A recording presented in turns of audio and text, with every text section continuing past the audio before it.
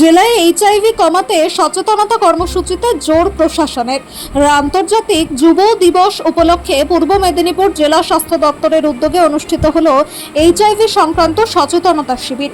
পূর্ব মেদিনীপুর জেলা স্বাস্থ্য দপ্তর সূত্রে জানা যায়, শুরু থেকে এখনো পর্যন্ত পূর্ব মেদিনীপুরে 2431 জন এইচআইভি আক্রান্ত চিকিৎসার অধীনে রয়েছেন এবং নিয়মিত ওষুধ গ্রহণ করছেন।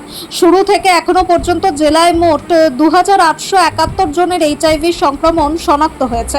তাদের মধ্যে প্রায় 400 জনের মৃত্যু হয়েছে এবং প্রায় 40 জন নিয়মিত চিকিৎসার আওতায় নেই। তাদের নিয়মিত অনুসরণ করে ফের চিকিৎসার আওতায় আনার চেষ্টা চলছে। গত মাসে চিকিৎসার বাইরে থাকা আক্রান্তদের মধ্যে 23 জনকে ফের চিকিৎসার আওতায় আনা সম্ভব হয়েছে। এছাড়াও একটি অংশ বর্তমানে পূর্ব মেদিনীপুর বা পশ্চিমবঙ্গের বিভিন্ন জায়গায় বসবাস করছেন না। বিশেষ করে হলদিয়া শিল্পাঞ্চলে শনাক্ত হওয়া কয়েকজন ট্রাক চালক কাজের সূত্রে দিল্লি, হরিয়ানা, পাঞ্জাব, উত্তরপ্রদেশ সহ বিভিন্ন রাজ্যে চলে গিয়েছেন। তাদের সঙ্গে যোগাযোগ করে চিকিৎসার আওতায় ফিরিয়ে আনার চেষ্টা চলছে। তারা সংশ্লিষ্ট রাজ্যে চিকিৎসা নিচ্ছেন কিনা সেই তথ্য সংগ্রহের চেষ্টা করা হচ্ছে বলে জানান আধিকারিকেরা।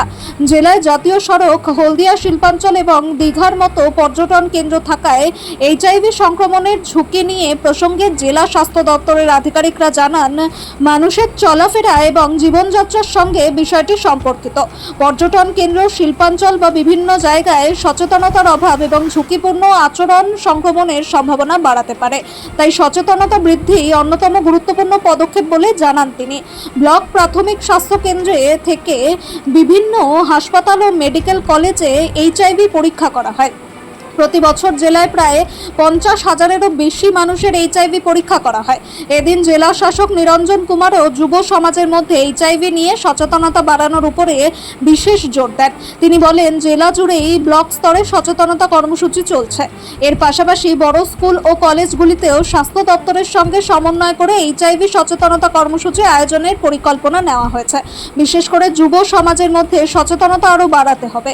সোশ্যাল মিডিয়া সহ বিভিন্ন মাধ্যমে যে নতুন ধরনের প্রবণতা তৈরি হচ্ছে, তার মধ্যে কিভাবে ঝুঁকি কমানো যায় সে বিষয়ে তরুণ প্রজন্মকে সচেতন করাই প্রশাসনের অন্যতম লক্ষ্য। জেলা প্রশাসনের তরফে জানানো হয়েছে, যেসব ব্লকে এইচআইভি সংক্রমণের প্রবণতা তুলনামূলক বেশি, সেগুলিকে চিহ্নিত করে সেখানে স্কুল ও কলেজ ভিত্তিক সচেতনতা কর্মসূচি আরও জোরদার করা হবে। যুব সমাজকে সচেতন করার পাশাপাশি আক্রান্তদের নিয়মিত চিকিৎসার আওতায় রাখার উপরেও গুরুত্ব দেওয়া হচ্ছে। জেলা স্বাস্থ্য দপ্তরে আয়োজিত এই কর্মসূচিতে জেলা শাসক ছাড়াও উপস্থিত ছিলেন পূর্ব মেদিনীপুর জেলা মুখ্য স্বাস্থ্য আধিকারিক বিভাস রায় সহ প্রশাসন ও স্বাস্থ্য দপ্তরের আধিকারিকরা। অনুষ্ঠানে জেলার এইচআইভি পরিস্থিতি, চিকিৎসাধীন রোগীর সংখ্যা এবং যুব সমাজের মধ্যে সচেতনতা বৃদ্ধির প্রয়োজনীয়তা নিয়ে আলোচনা হয়। এই মুহূর্তে আমাদের কাছে চিকিৎসার অধীনে আছে 2431 জন চিকিৎসা পাচ্ছে তারা।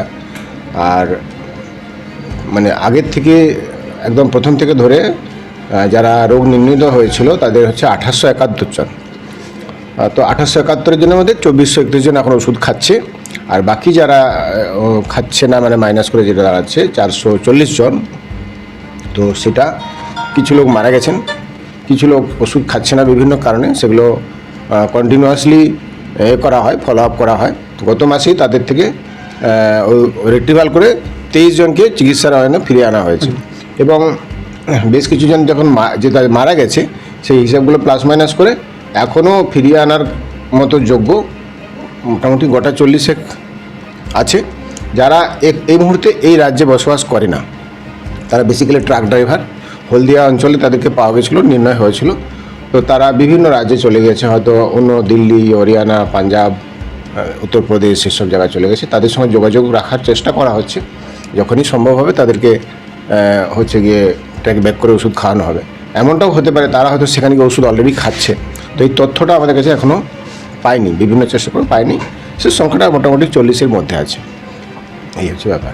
বিষয়টা হচ্ছে, এটা কি কারণ যে পূর্ব মেদিনীপুর জেলায় জাতীয় সড়ক রয়েছে, একটা হলদিয়া শিল্পাঞ্চল রয়েছে, দীঘা পর্যটন কেন্দ্র রয়েছে, সেই কারণে কি আশেপাশে যে হোটেলগুলো গজিয়ে উঠেছে সেখান থেকে কি এটার সম্ভাবনা থাকতে পারে? হ্যাঁ, মানুষের জীবনযাত্রা, যৌন ব্যাপারটা তো একটা নৈমিত্তিক জীবনযাত্রার অংশ এবং যারা জানে না তারা হয়তো না জানার কারণে আর তাদের জীবনযাত্রাগুলো এরকম বিভিন্ন জায়গায় ঘুরে বেড়ায় তারা।